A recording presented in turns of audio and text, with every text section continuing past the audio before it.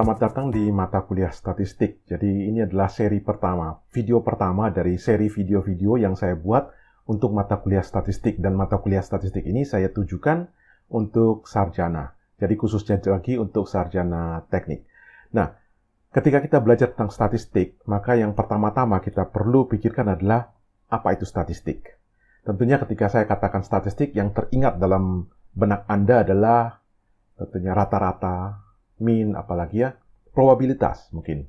Ya, kalau kamu statistik, probabilitas, atau statistik nilai rata-rata. Itu benar, memang itu statistik. Tapi statistik jauh lebih luas daripada itu. Statistik sangat besar, sehingga bukan saja kita tidak cukup belajar dengan 2 SKS, 3 SKS ini. Anda tahu ada jurusan statistik, ada orang yang belajar statistik sampai jadi doktor statistik. Jadi statistik, ilmu statistik sangat besar sekali dan sangat luas sekali. Bagian yang kita pelajari inilah bagian dasar saja. Tapi sudah cukup untuk Anda sebagai seorang sarjana nanti menggunakan statistik dalam tugas-tugas Anda sebagai seorang sarjana. Nah, sebelum kita menjawab apa itu statistik, mungkin kita lebih baik menjawab pertanyaan ini dulu. Kenapa kita perlu statistik? Kenapa kita perlu belajar statistik? Nah, kalau coba kita lihat di sekitar lingkungan kita, katakanlah misalnya ini. Saya lihat ramalan cuaca. Di sini disebut Jakarta 26 derajat Celcius. Ini artinya apa? Apakah di semua tempat di Jakarta 26 derajat Celcius? Saya yakin tidak. Ada tempat yang bukan 26 derajat Celcius, ada yang lebih rendah. Apakah 26 derajat Celcius ini tetap terus dari pagi, siang, sampai sore? Ya juga tidak. Nah, kenapa dia sebut 26 derajat Celcius? Apa artinya 26 derajat Celcius ini? Kemudian kalau diramal misalnya, besoknya akan jadi 30. Ya, 33. Besoknya lagi akan jadi tetap 32, kemudian turun 32, dan seterusnya. Bagaimana cara mereka meramal ini? Tentunya ini semua dijawab dengan statistik. Jadi ada ilmu statistik yang memakai bagaimana kita punya banyak data tentang suhu di berbagai tempat di kota Jakarta, kita bisa simpulkan bahwa 26 derajat Celcius, misalnya rata-rata. Dan bagaimana caranya mereka mengumpulkan data cuaca, data suhu dari berbagai hari dan berbagai waktu untuk simpulkan bahwa besok adalah 33 derajat. Besok lagi 33, besok lagi 32, dan seterusnya. Disinilah kita butuh statistik. Ini salah satu contoh kenapa kita butuh statistik. Masih banyak hal dalam hidup kita. Misalnya ini, kalau Anda buka berita, di berita ada tertulis misalnya ini tentang, ya ini, menurutnya angka petani muda di Indonesia hanya 1% dibandingkan dengan generasi tua. Dari mana dia dapat angka 1% ini? Apakah dia mewawancarai semua petani di seluruh Indonesia? Tentunya tidak. Hanya beberapa saja. Tapi dari situ dia bisa membuat kesimpulan bahwa hanya 1% petani yang muda dibanding petani yang tua.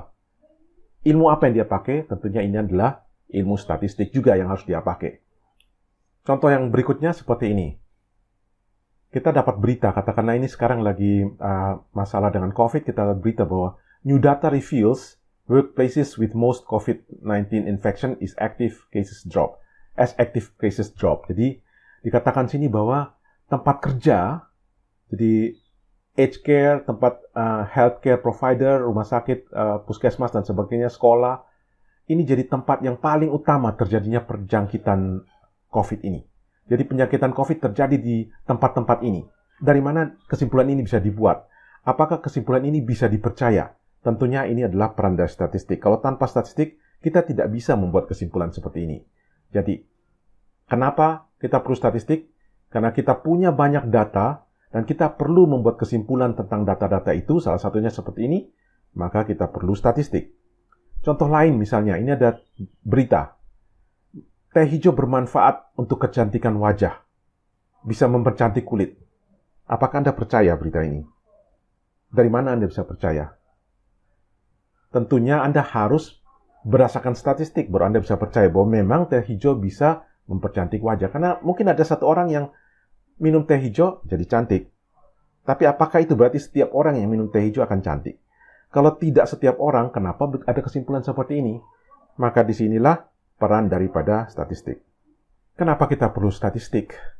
Anda sudah tahu bahwa semua dunia kita ini terdapat data, angka, terdapat data, informasi-informasi yang sangat banyak.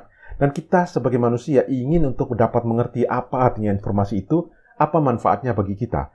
Dan untuk ini, kita tentu perlu statistik. Kita tidak mungkin melakukannya tanpa statistik. Jadi, yakin bahwa memang kita perlu belajar statistik.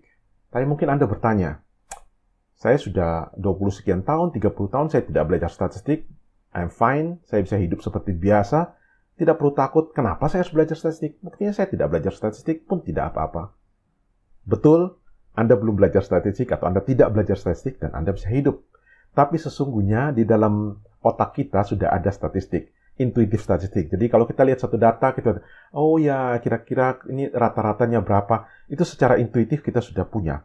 Kita sudah punya intuitif statistik dalam diri kita dan itu sudah cukup untuk kita hidup. Jadi kenapa kita harus belajar statistik? Nah, ketika kita menjadi seorang saintis, menjadi engineer, menjadi orang yang bekerja di satu kantor, ketika kita ingin memaparkan satu kesimpulan, satu ide, maka intuitif statistik saja tidak cukup. Saya ingin mengatakan bahwa prediksi saya bahwa tahun depan ekonomi akan meningkat. Kalau ini saya katakan dalam satu forum yang resmi, yang saya harus pertanggungjawabkan atau dalam tesis saya atau skripsi saya, maka saya sebagai seorang sarjana tidak bisa saja menggunakan intuitif statistik. Saya harus pakai statistik yang valid, yang sahih. Nah, ada lagi kesimpulan. Misalnya kita ngomong, ya ini kayaknya saya minum obat ini bisa sembuh. Oke, secara intuitif dalam kehidupan boleh.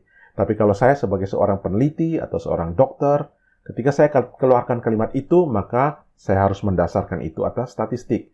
Makanya, kita perlu belajar statistik.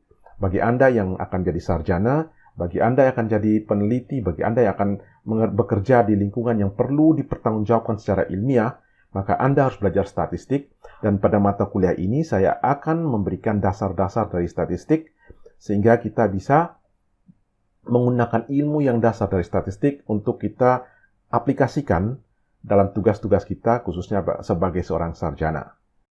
Nah, kita kembali ke pertanyaan semula. Jadi, apa itu statistik?